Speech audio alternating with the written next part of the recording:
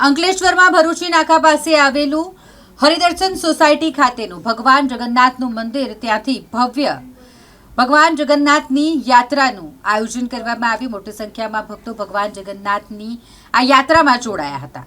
ભગવાન જગન્નાથની યાત્રાનું આયોજન કરવામાં આવ્યું હોય આખા જ શહેરમાં જાણે ભક્તિમય વાતાવરણ ફેલાયું હોય તેવા દ્રશ્યો સામે આવ્યા હતા। અંકલેશ્વરમાં 23મી ભગવાન જગન્નાથની ભવ્ય રથયાત્રાનું આયોજન કરવામાં આવ્યું। મોટી સંખ્યામાં લોકો ભગવાન જગન્નાથના દર્શન કરવા માટે આ યાત્રામાં જોડાયા હતા। ભક્તિભાવપૂર્વક યાત્રા યોજાઈ હોય ત્યારે ઠેર ઠેર યાત્રાનું સ્વાગત પણ કરવામાં આવ્યું। રથયાત્રામાં ધારાસભ્ય ઈશ્વરસિંહ પટેલ પણ જોડાયા હતા। જય સિયારામ।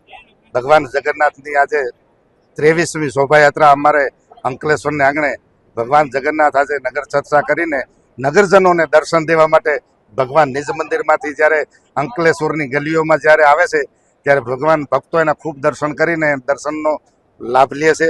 હું પણ શુભકામના આપું છું આ જગન્નાથ 23મી યાત્રા નિમિત્તે કે ભગવાન ખૂબ તમને શક્તિ ભક્તિ આપે, ખૂબ ગતિ પ્રગતિ કરો એવી શુભકામના। જય સિયારામ, જય જગન્નાથ।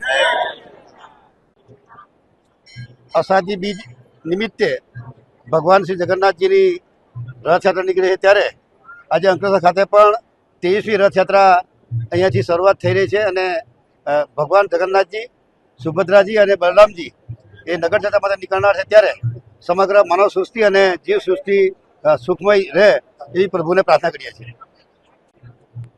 ભગવાન જગન્નાથની રથયાત્રા આજે અંકલેશ્વર નગરમાં જે હમણાં કીધું એ પ્રમાણે 23મી રથયાત્રા છે અને આ રથયાત્રામાં ભગવાન જગન્નાથ, બડાભાઈ સુભદ્રા, બેન સુભદ્રા તેમજ મોટાભાઈ બલરામ આ નગર પરીક્ષણ માટે, નગર નિરીક્ષણ માટે નીકળી રહ્યા છે અને સમગ્ર વિશ્વનું કલ્યાણ થાય એવી મંગલ કામના સાથે આ રથયાત્રાનો અહીંથી પ્રસ્થાન થઈ રહ્યો છે।